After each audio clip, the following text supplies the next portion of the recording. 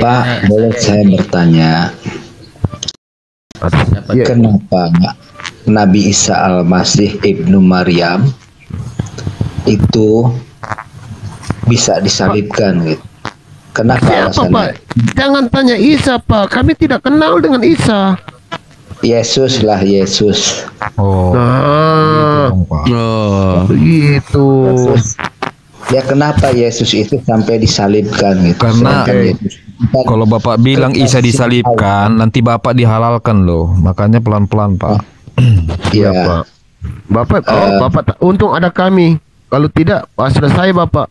Isa disalibkan. Oh, Bapak ini. Kami sayang Bapak, Lon. disalibkan, Pak. Itu Yesus disalibkan. Kenapa kita itu baru benar, melakukannya Pak. gitu, Pak? Kenapa? Boleh dijelaskan, Pak? Terima kasih. Oke. Jadi begini, Pak. Ya, di dalam Alkitab ini, Pak, ada banyak sekali kata hutang. Kalau kita search dalam Alkitab ini, Pak, ya, kata hutang itu banyak. Ya, maka si pemukul tidak berhutang darah. Ya, ini banyak kata-kata berhutang darah, berhutang darah semua ini. Di dalam kitab Taurat loh, kitab Musa banyak menulis tentang istilah berhutang darah. Jadi harus dipahami, Yesus menebus itu apa yang ditebus. Dalam Galatia 3 ayat 13 kita buka bersama. Dalam Galatia 3 ayat 13 dikatakan apa?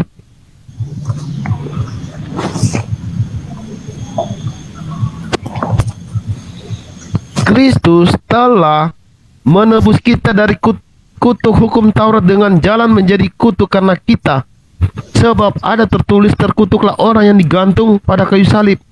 Dan seharusnya kitalah manusia yang harus mati terkutuk. Tetapi Yesus mau ganti kutuk kita untuk apa?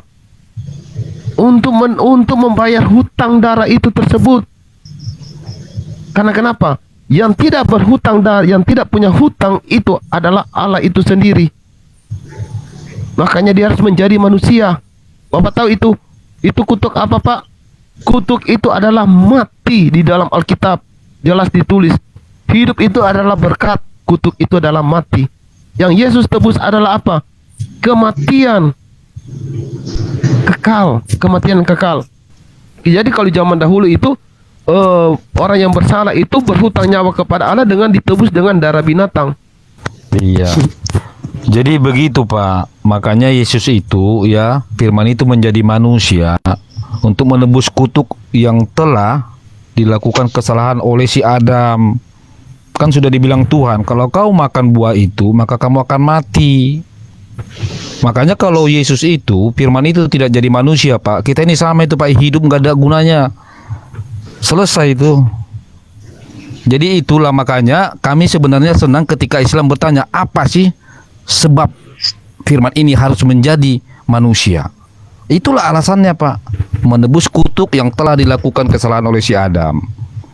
Ini yang dikatakan tadi saudaraku meledak. Ini aturannya, Pak. Di dalam Kejadian 2 ayat 17. Tetapi pohon pengetahuan tentang yang baik dan yang jahat itu janganlah kau makan buahnya. Sebab pada hari engkau makan, pastilah engkau mati. Tetapi kalau di Al-Quran, jangan kau dekati pohon itu, nanti kamu termasuk orang yang solim. Di dalam surat Al-Baqarah 37 mengatakan apa? Dan Tuhan menerima tobatnya Adam. Mana-mana apa yang diterima tobatnya, Pak? Buktinya Adam tidak kembali ke sorga. Tidak ada keturunan Adam yang kembali ke sorga. Apanya yang diberi ampun tobatnya? Nggak ada, Pak. Nah, kalau Bapak baca ya, Pak, Bapak teliti pun di dalam surat Bapak ini, Bapak akan bingung loh, Pak. Contoh ya, saya kasih bukti Bapak akan bingung untuk menjawab, Pak. Bapak tahu nggak Al-Quran itu perkataan siapa, Pak? Bapak, Al-Quran itu perkataan siapa, Pak? Pak? Firman Allah itu, Pak. Firman Allah. Oke. Firman Allah. Coba Bapak baca dalam surat 37. Kemudian ada menerima beberapa kalimat dari Tuhannya. Ini perkataan Allah loh. Allah berkata, kemudian ada menerima beberapa kalimat dari Tuhannya. Tuhannya Adam siapa? Kemudian lalu dia pun menerima tobatnya. Sungguh Allah Maha penerima tobat dan Maha penyayang. Allah yang mana ini? Karena di sini jelas. Kemudian ada menerima beberapa kalimat dari Tuhannya. Tuhannya Adam siapa? Bapak mau tahu Tuhannya Adam siapa? Yang menciptakan, bukan Tuhan yang dilahirkan. Bukan Tuhan yang dilahirkan. Tuhan yang menciptakan alam semesta. Tuhan yang Iya, tiada siapa? berawal dan tiada berakhir. Siapa? Tuhan Ini yang perkataan tidak siapa, bisa Pak? dilihat, Tuhan yang hanya bisa dirasakan bahwa Tuhan itu Oke. ada. Oke, Ya. kalau begitu Tuhan yang tidak bisa dilihat dan Tuhan yang tidak punya bentuk. Benar tidak? Tuhan tuh maha sempurna. Iya, saya Tuhan- tanya, Tuhan itu punya bentuk tidak? Tuhan itu punya bentuk tidak? Tuhan itu tidak bisa membentuk, tapi Tuhan Tuhan itu ada. Tuhan itu ada. Saya tanya Tuhan kamu punya bentuk atau tidak? Oh tidak, Tuhan kita Oke, tidak. kita buktikan. Oke, kita buktikan. Orang Oke. Kristen kan Tuhan Sekarang- itu ada turun ke bumi dalam bentuk Nabi Isa Oke. alaihissalam. Oke. Kalau Saya Tuhan tanya Islam dulu. itu tidak. Tuhan orang Yahudi Tidak pun bisa- yang Tuhannya Nabi Musa, Oke. Tuhan Nabi Adam, Oke, Tuhan sabar, bro. Nabi Daud, Kita Tuhan teliti Nabi dulu, bro. Sulaiman, Oke. Tuhan Yusar, Nabi Idris, kita Tuhan teliti Nabi dulu. Yakub. Kita teliti dulu, bro. Tuhan Allah, apakah Tuhanmu belum terlihat atau tidak bisa terlihat? Tuhan itu ada. Orang tidak akan mampu melihat Tuhan. Karena Saya tanya, dengar dulu, Tuhan itu dengar dulu bisa saya. terlihat atau belum Dengar dulu terlihat? Saya mau menjawab.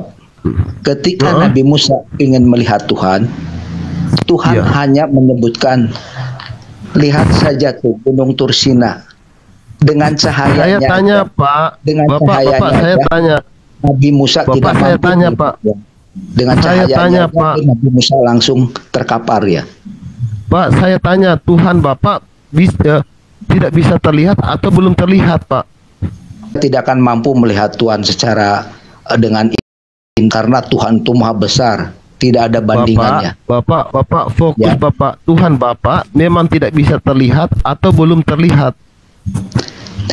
Tuhan itu ada, tapi manusia tidak akan mampu melihatnya karena Tuhan dengan manusia itu sebagai Pak, makhluk, Pak, Tuhan Bapak, itu sebagai Bapak, holy. Pak. Yang ditanya Bapak, jawab, Pak. Dijawablah, Pak. Tuhan Bapak tidak bisa terlihat atau belum terlihat? Tidak bisa terlihat, tapi ada. Iya, tapi ada. Oke, saya tidak tanya ada atau tidak. Yang saya tanya, bisa terlihat atau belum terlihat? Tidak bisa terlihat. Sampai kapanpun? Kita hanya bisa melihat nanti di sorga nanti. Itu pun Oke, di sorga itu hanya berarti- dalam bentuk kita merasakan dia ada. Oke, yang Bapak lihat Allah itu apanya yang Bapak lihat? Allah itu hanya kita bisa rasakan, ada di hati, ada di sekitar kita, dia memantau kita, ibaratnya seperti CCTV, kita juga membutuhkan dia juga memantau kita. Di setiap gerak-gerik kita, di setiap tingkah laku kita, setiap gerakan kita, itu Allah itu memantau kita.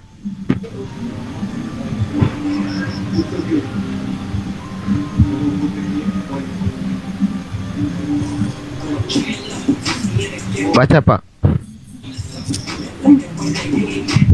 Ya, silakan baca. Baca. Baca. Hadis saya berapa ini, Pak? Ya, silakan baca, silakan bacakan. Oke. Bapak bilang Allah tidak terlihat kan?